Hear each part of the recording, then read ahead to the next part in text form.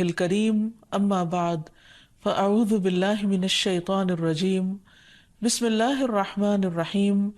رب اشرح لی صدری ویسر لی امری واحلل عقدۃ من لسانی یفقہوا قولی۔ السلام علیکم ورحمۃ اللہ وبرکاتہ۔ ناظرین، پروگرام دعا کیجئے کے ساتھ آپ کی خدمت میں حاضر ہیں۔ آج ہم انشاءاللہ بیماری سے شفا کی دعائیں آپ کے ساتھ شیئر کریں گے۔ صحت اور بیماری انسانی زندگی کے ساتھ ساتھ ہیں۔ انسان کی زندگی کے کوئی بھی 2 دن ایک جیسے نہیں ہوتے۔ آج اگر انسان خوش ہے تو کل اداس ہوگا، اگر آج وہ اپنے جسم میں قوت محسوس کر رہا ہے تو کل بیمار ہو سکتا ہے۔ انسان کے اوپر دن میں بھی کئی بار مختلف طرح کی کیفیات گزرتی ہیں۔ کبھی انسان روحانی طور پر، جذباتی طور پر بیمار ہوتا ہے اور کبھی انسان جسمانی طور پر بیمار ہو جاتا ہے۔ بیماری کی کیفیت صحت کی کیفیت سے مختلف ہوتی ہے اور ہر انسان اس کو محسوس کر سکتا ہے۔ ایسی صورت میں انسان کو دوا کے ساتھ ساتھ اللہ سبحانہ وتعالیٰ کی طرف رجوع کرنا چاہیے اور اپنے لیے خوب خوب دعائیں کرنی چاہیے۔ بعض اوقات بیمار خود اپنے لیے دعا نہیں کر سکتا تو بیمار کی عیادت کرنے والے اور بیمار کو دیکھنے والے، اس کے دوست، رشتہ دار، عزیز، اقربا اور ایون ہسپتال کا عملہ مریض کے لیے ایسی دعائیں پڑھ سکتا ہے جو اس کے لیے شفا یابی کا ذریعہ ہو سکتی ہیں۔ تو بات یہ ہے کہ انسان ہر حال میں اپنے رب کا محتاج ہے اور اسے اپنی ہر ضرورت کے لیے اپنے رب کی طرف رجوع کرنا چاہیے، اور خصوصاً قبولیت کے مواقع پر۔ رات کا پچھلا پہر اس کے لیے بہت مناسب ہے، جب اللہ سبحانہ وتعالیٰ بندوں کو پکارتے ہیں کہ ہے کوئی جو مجھ سے دعا کرے تو میں اس کی دعا قبول کر لوں، ہے کوئی جو مجھ سے سوال کرے تو میں اس کو جواب دوں، ہے کوئی جو مجھ سے استغفار کرے تو میں اس کو بخش دوں۔ تو جب انسان بیمار ہو، اور خصوصاً اگر ایسی بیماری کا شکار ہو کہ جس میں بظاہر شفا کی کوئی امید نہ ہو، تو اسے اور بھی زیادہ خشوع و خضوع کے ساتھ اور ایسے اوقات میں اللہ تعالیٰ کی طرف رجوع کرنا چاہیے کہ جلد از جلد صحت یابی ہو سکے۔ اور اس سلسلے میں کبھی بھی انسان کو اللہ تعالیٰ سے مایوس نہیں ہونا چاہیے۔ پھر یہ بات یاد رہے کہ جب انسان دعا کرے تو اس سے پہلے اللہ سبحانہ وتعالیٰ کی تعریف کے کلمات کہنا نہ بھولے۔ تو آئیے آج ہم آپ کو دعا کرنے سے پہلے کچھ نئے کلمات بتائیں گے جو اللہ سبحانہ وتعالیٰ کی حمد و ثنا پر مبنی ہیں۔ ربنا لک الحمد ملء السماوات والارض وملء ما شئت من شیء بعد اہل الثناء والمجد احق ما قال العبد وكلنا لك عبد اللهم لا مانع لما اعطيت ولا معطي لما منعت ولا ينفع ذا الجد منك الجد۔ اے ہمارے رب، تمام تعریفیں تیرے ہی لیے ہیں جن سے آسمان اور زمین بھر جائیں، اور اس کے بعد جو تو چاہے وہ بھی اس سے بھر جائے۔ تو ہی تعریف اور بزرگی کے لائق ہے۔ بندے جو کہتے ہیں تو ان کا سب سے زیادہ حقدار تو ہے، اور ہم سب تیرے بندے ہیں۔ اے اللہ، جسے تو عطا کرنا چاہے اس سے کوئی روک نہیں سکتا، اور جسے تو نہ دینا چاہے اسے کوئی دے نہیں سکتا، اور کسی مرتبے والے کی بزرگی تیرے سامنے کوئی فائدہ نہیں دے سکتی۔ یعنی اللہ سبحانہ وتعالیٰ کے علاوہ کوئی بھی اور ایسا نہیں ہو سکتا جو انسان کی مشکل کو آسان کر سکے۔ تو آئیے اس کے ساتھ ہم دیکھتے ہیں کہ بیماری کے اسباب کیا ہوتے ہیں، بیماریاں کیوں آتی ہیں۔ سب سے پہلی بات تو یہ کہ بیماری اللہ کے اذن سے آتی ہے۔ جب تک اللہ سبحانہ وتعالیٰ کا اذن نہ ہو، انسان پر کوئی کسی قسم کی مشکل آ نہیں سکتی۔ قرآن مجید میں آتا ہے ما اصاب من مصیبت الا باذن اللہ، جو بھی مصیبت آتی ہے وہ اللہ کے اذن سے آتی ہے اور وہ تقدیر کا حصہ ہوتی ہے، اور اس میں اللہ سبحانہ وتعالیٰ کی حکمت اور مشیت کار فرما ہوتی ہے۔ اور وہ کیا ہو سکتی ہے؟ مثلاً اللہ تعالیٰ کسی بندے کے ساتھ بھلائی کا ارادہ کرتے ہیں، اس کے گناہ معاف کرنا چاہتے ہیں، اس کو کسی خاص چیز کی سمجھ دینا چاہتے ہیں، تو اسے تکلیف میں مبتلا کر دیتے ہیں. کیونکہ بعض اوقات انسان زندگی میں اتنا مصروف ہوتا ہے اپنے روزانہ کے روٹین کے کاموں میں کہ وہ ٹھہر کر، رک کر، خاموشی کے ساتھ وقفہ لیے بغیر کوئی ایسی بات سوچتا نہیں کہ جو اسے سوچنی چاہیے، جو اللہ تعالیٰ چاہتے ہیں کہ وہ سوچے. تو جب انسان بیمار ہو جاتا ہے تو ایک اور کنڈیشن میں آ جاتا ہے، وہ آرام کی کیفیت میں آ جاتا ہے. ایسی صورت میں انسان کو وہ باتیں بھی سوچنے کا موقع مل جاتا ہے جو عام طور پر وہ نہیں سوچتا. پھر اسی طرح ہمیں ہمارا دین یہ بھی بتاتا ہے کہ بعض اوقات انسان پر بیماری یا کوئی بھی تکلیف اس کے اپنے ہاتھوں کی کمائی سے آتی ہے، یعنی اس کا اپنا کوئی گناہ یا قصور ہوتا ہے جس کی بنا پر اسے وہ تکلیف پہنچتی ہے. قرآن مجید میں آتا ہے وَمَا أَصَابَكُم مِّن مُّصِيبَةٍ فَبِمَا كَسَبَتْ أَيْدِيكُمْ وَيَعْفُو عَن كَثِيرٍ، اور تمہیں جو بھی مصیبت پہنچی تو وہ اس وجہ سے ہے جو تمہارے ہاتھوں نے کمایا، اور وہ بہت سی چیزوں سے درگزر کر جاتا ہے. اسی طرح بعض اوقات انسان کی بیماریاں اس کے کسی گناہ کا نتیجہ ہوتی ہیں. عمر رضی اللہ عنہ نے جب عباس رضی اللہ عنہ سے بارش کی دعا کرنے کے لیے کہا تو انہوں نے کہا اے اللہ، بے شک مصیبتیں گناہوں کی وجہ سے ہی نازل ہوتی ہیں اور انہیں صرف توبہ ہٹا سکتی ہے. پھر اسی طرح ایک اور روایت میں آتا ہے رسول اللہ صلی اللہ علیہ وسلم نے فرمایا جب بھی کسی رگ یا آنکھ کو نقصان پہنچتا ہے تو وہ کسی نہ کسی گناہ کی وجہ سے ہوتا ہے، لیکن جو تکالیف اللہ تعالیٰ ویسے ہی ٹالتا رہتا ہے وہ کہیں زیادہ ہو جاتی ہیں. پھر اسی طرح بعض بیماریاں انسانوں کے اعلانیہ گناہوں کی وجہ سے بھی ہوتی ہیں، جیسا کہ ایک حدیث میں آتا ہے جب کسی قوم میں بدکاری عام ہو جاتی ہے اور وہ اعلانیہ اس کا ارتکاب کرتے ہیں تو ان میں طاعون اور ایسی مختلف بیماریاں پھیل جاتی ہیں جو کہ ان سے پہلے گزرے ہوئے لوگوں میں نہ تھی. ابو امامہ باہلی سے روایت ہے کہ نبی صلی اللہ علیہ وسلم نے فرمایا جس بندے کو بھی بیماری سے پچھاڑ دیا گیا ہو تو اللہ تعالیٰ اسے جب بیماری سے اٹھاتا ہے تو وہ پاک ہوتا ہے. تو یہ ایک حقیقت ہے کہ انسان کے گناہ اس کے لیے مشکلات کا سبب بنتے ہیں. امام ابن القیم الجوزیہ لکھتے ہیں، ان کی ایک مشہور کتاب ہے الداء والدواء، بیماریاں اور علاج، اس میں وہ کہتے ہیں کہ کوئی بھی گناہ ایسا نہیں کہ جس کے اثرات نہ ہوں. انسان سے چھوٹی یا بڑی جو بھی کوئی غلطی صادر ہوتی ہے اس کے نتیجے میں کچھ نہ کچھ اثرات اس کی زندگی پر ضرور پڑتے ہیں. ہاں اگر اللہ تعالیٰ معاف کر دے تو وہ اور بات ہے، ورنہ ہر گناہ کی ایک تاثیر ہوتی ہے، اور ان تاثیرات میں سے ایک چیز یہ ہے کہ انسان مختلف قسم کی بیماریوں میں مبتلا ہو جاتا ہے. اسی لیے ہم دیکھتے ہیں کہ جب انسان بیماری میں مبتلا ہوتا ہے تو اللہ تعالیٰ اس بیماری کو اس کے گناہوں کا کفارہ بنا دیتے ہیں. جیسے حدیث میں آتا ہے کہ جس مسلمان کو کانٹا چبھے یا اس سے زیادہ کوئی تکلیف پہنچتی ہے تو اللہ تعالیٰ اس کے ذریعے اس کے گناہوں کو اس طرح دور کر دیتا ہے جس طرح درخت سے اس کے پتے جھڑتے ہیں. تو اس سے ہمیں یہ پتہ چلتا ہے کہ بیماریوں کے آنے کے مختلف اسباب ہوتے ہیں. بیماری بہرحال جس بھی وجہ سے آئے، لیکن اصل چیز دیکھنے کی یہ ہے کہ مومن کا رویہ کیا ہے. مومن کو اگر کوئی کانٹا بھی چبھتا ہے تو وہ اس پر صبر کرتا ہے. اس لیے بیماری یا تکلیف کے آنے پر انسان کو اللہ سے راضی رہنا چاہیے، شکوہ نہیں کرنا چاہیے، کیونکہ جو اللہ سے راضی ہو جاتا ہے کسی آزمائش پر، اللہ تعالیٰ بھی اس سے راضی ہو جاتا ہے. پھر اسی طرح اللہ تعالیٰ کا شکر ادا کرنا چاہیے، کیونکہ بیماری اس سے زیادہ شدید بھی ہو سکتی تھی.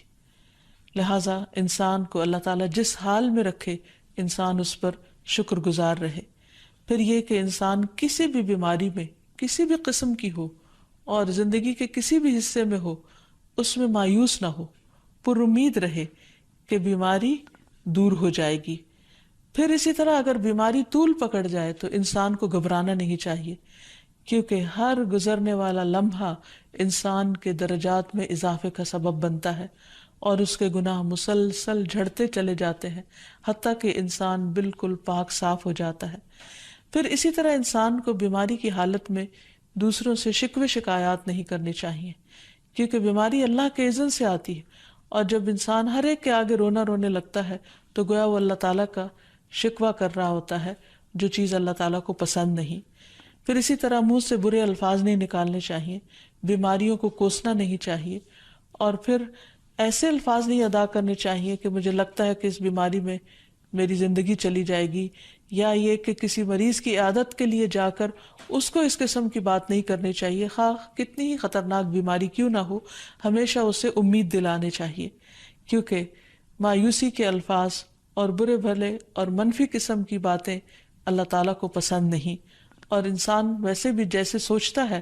پھر اس کے ایکشن اس کے مطابق ہونے لگتے ہیں۔ اب یہ ہے کہ انسان بیماری میں دوا ضرور کرے،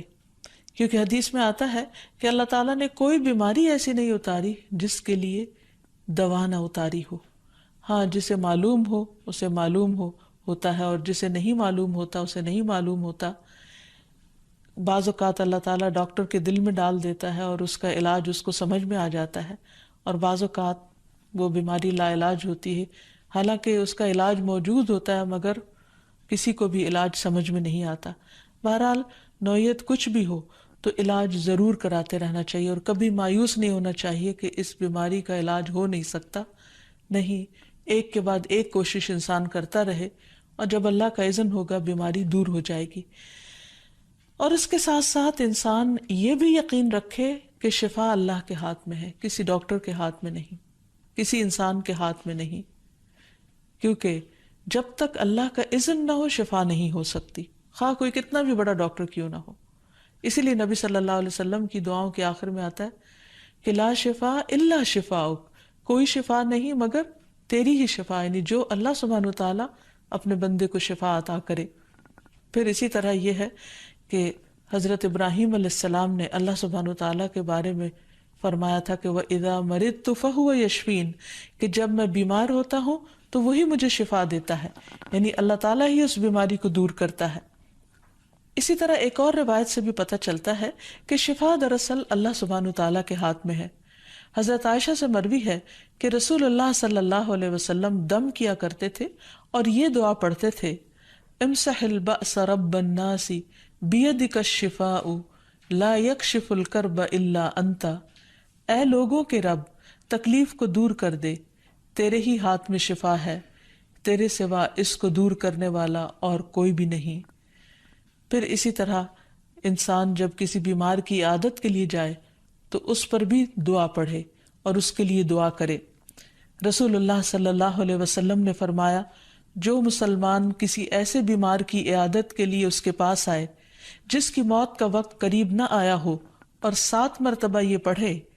اسأل اللہ العظیم رب العرش العظیم ان یشفی فلانا من وجعہ، میں اس عظمت والے اللہ سے سوال کرتا ہوں جو عرش عظیم کا رب ہے کہ فلاں کو اس کی تکلیف سے شفا عطا فرمائے، تو اللہ عز و جل اسے شفا عطا فرما دیتا ہے۔ اور پھر ہم دیکھتے ہیں کہ تمام انبیاء اپنی بیماریوں میں، تکلیفوں میں اللہ تعالیٰ کو پکارتے تھے، جیسا کہ ایوب علیہ السلام کی دعا قرآن مجید میں آتی ہے، وَأَيُّوبَ إِذْ نَادَى رَبَّهُ أَنِّي مَسَّنِيَ الضُّرُّ وَأَنْتَ أَرْحَمُ الرَّاحِمِينَ فَاسْتَجَبْنَا لَهُ فَكَشَفْنَا مَا بِهِ مِنْ ضُرٍّ وَآتَيْنَاهُ أَهْلَهُ وَمِثْلَهُمْ معهم رحمة من عندنا وذكرى للعابدين۔ اور ایوب جب اس نے اپنے رب کو پکارا کہ بے شک مجھے تکلیف پہنچی ہے اور تو رحم کرنے والوں میں سب سے زیادہ رحم کرنے والا ہے، تو ہم نے اس کی دعا قبول کر لی، پس اسے جو بھی تکلیف تھی اسے دور کر دیا، اور اسے اس کے گھر والے اور ان کے ساتھ ان کی مثل اور عطا کر دیے، اپنے پاس سے رحمت کے لیے اور ان لوگوں کی یاد دہانی کے لیے جو عبادت کرنے والے ہیں۔ اسی طرح رسول اللہ صلی اللہ علیہ وسلم نے ایک اور موقع پر ایک صحابی عثمان بن ابی عاص الثقفی کو ایک دعا سکھائی۔ جب وہ نبی صلی اللہ علیہ وسلم کے پاس حاضر ہوئے، وہ کہتے ہیں مجھے اتنی تکلیف تھی کہ قریب تھا کہ وہ مجھے ہلاک کر دیتی، تو نبی صلی اللہ علیہ وسلم نے مجھے فرمایا اس درد کی جگہ پر اپنا دایاں ہاتھ رکھو اور 7 مرتبہ کہو بسم اللہ اعوذ بعزت اللہ و قدرتہ من شر ما اجد و احاذر، اللہ کے نام کے ساتھ میں پناہ مانگتا ہوں اللہ کی عزت کی اور اس کی قدرت کی اس شر سے جو میں محسوس کرتا ہوں، یعنی اس تکلیف سے بچنے کے لیے جو مجھے محسوس ہو رہی ہے اور جس سے میں خوف محسوس کرتا ہوں۔ عثمان کہتے ہیں کہ جب میں نے یہ پڑھا تو اللہ سبحانہ وتعالیٰ نے مجھے شفا عطا کر دی۔ پھر اسی طرح ہر بیماری سے شفا کی دعا نبی صلی اللہ علیہ وسلم نے سکھائی۔ عبداللہ بن عباس سے مروی ہے کہ نبی اکرم صلی اللہ علیہ وسلم نے فرمایا، جب کوئی شخص کسی ایسے مریض کی عیادت کرے جس کی موت کا وقت ابھی قریب نہ آیا ہو اور اس کے پاس 7 مرتبہ یہ دعا پڑھے، اسأل اللہ العظیم رب العرش العظیم ان یشفیک، میں عظمت والے اللہ جو عرش عظیم کا رب ہے اس سے دعا کرتا ہوں کہ وہ تمہیں شفا عطا کرے، تو اللہ تعالیٰ اسے اس مرض سے شفا عطا کر دے گا۔ پھر اسی طرح نبی صلی اللہ علیہ وسلم اگر کسی کو کوئی پھوڑا پھنسی ہوتی تو اپنے لعاب دہن کے ساتھ زمین کی مٹی تھوڑی سی لے کر اس درد تکلیف والی جگہ پر لگاتے تو اس سے بھی شفا ہوتی۔